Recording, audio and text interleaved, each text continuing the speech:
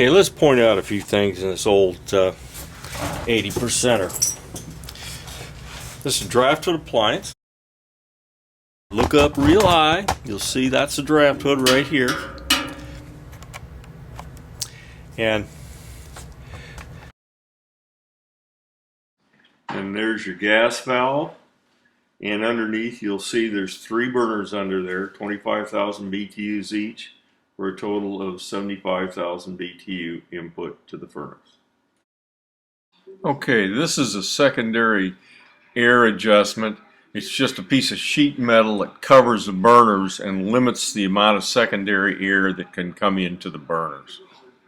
These are the long ribbon burners. Here is an electric pilot. This one was one of the early ones that came on whenever there was a call for heat. A little spark igniter would light the pilot, and the pilot would prove it's on. And I'll go over how that little bugger works in a later video. I want to point out this part here.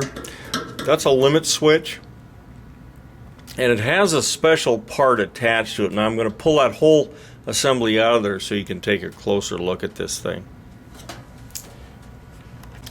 Okay, this is a limit switch. Here's the actual bimetal disc that pops off when the temperature gets too high inside the furnace. But what's most important here is this little doohickey right here. That is a rollout switch.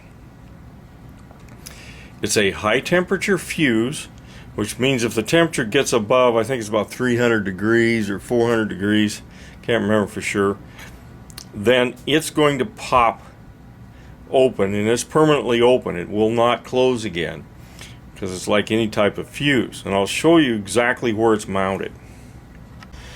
Okay, here's your burners down there, and right up there is that limit switch I was showing you a minute ago. Okay, you can see that limit switch. It's directly above the burners.